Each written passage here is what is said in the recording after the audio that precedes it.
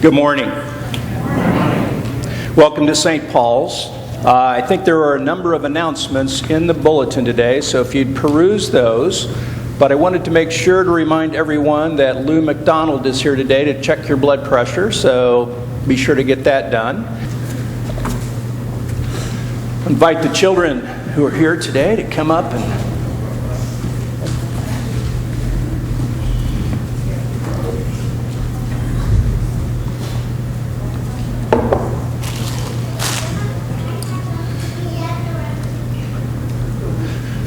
morning.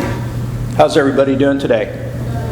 Good. So let's see. I've got to play something here. I want to make sure everybody's awake for the rest of the service here. So let's see. We can get it to work. We'll be in good shape.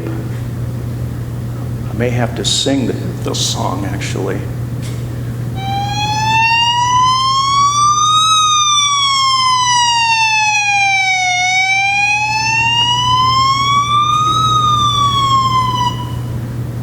Okay, what was that? A siren. A siren, right? So does anybody know what is the purpose of a siren? Why do we use a siren? To warn people. What are we warning them?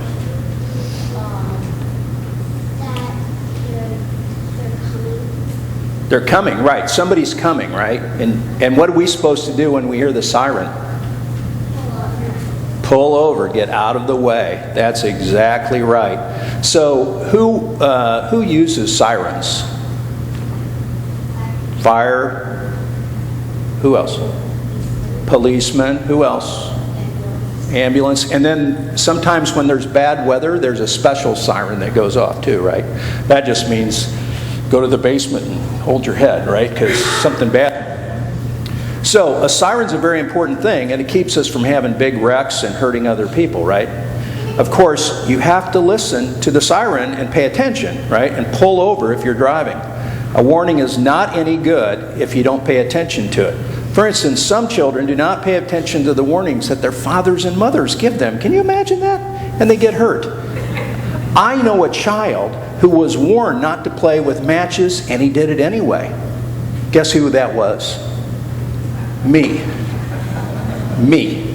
It wasn't last year. It was a long time ago. I think I was like 6 or 7 years old, and we grew up on a farm, and my mom and dad had to go out and work in the field, and it was my turn with my brother to take a nap, okay?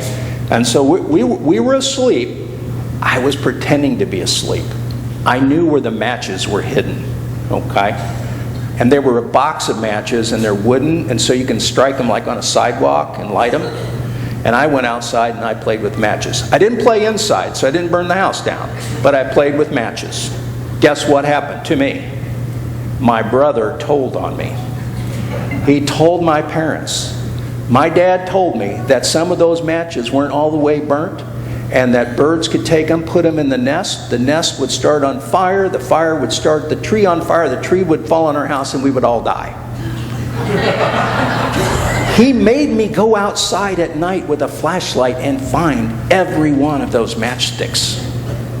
So I learned my lesson not to play with matches. Unfortunately, I didn't learn Unfortunately, I didn't learn not to play with fire, because that's another story that you have to be a little bit older to know about. So anyway, Jesus tells us about the warnings that we have gotten in the Bible from God about the way we should behave and what will happen to us if we don't listen to his teachings. He said that the reason these things were written was not to scare us, but to warn us so that something terrible would not happen to us. I think that this is a very loving thing for God to do. He warns us about the bad things so that they will not hurt us and cause us great harm. Jesus told stories like this to the disciples and to everyone else who wanted to listen. Some people listened and did what he told them not to do anyway. These people did not listen to the warning. They suffered what they thought was an awful accident. But it wasn't an accident because they'd been warned. If you hear a siren and you still try to drive down the middle of the street where the fire engine or ambulances is coming, you're going to be injured and cause other people to be injured as well. That's why I went to Emma's house. Okay. The same thing is true about not listening to God's warnings that He gives us in the Bible. If we hear the warnings and still cause the trouble, then it is not an accident. We will be hurt, and others will be hurt also because we didn't listen. When you read the Ten Commandments and they warn you about how to live, then you should pay attention to them the same way that you do to a siren. They are God's warning to teach us how to live safely. So let's pray. Dear God, please give us the strength to listen and follow your warnings as well as those of our parents. And all God's people said, Amen.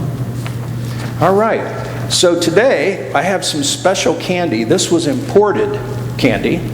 I was in Disney World last week, and Mickey Mouse they were doing trick-or-treats. So I went trick-or-treating with Mickey Mouse and my family. So this is what I brought back. So pick one of those. I don't know what I want. Well, you got to pick one. Too many choices, huh? That's a good one. That's a good one.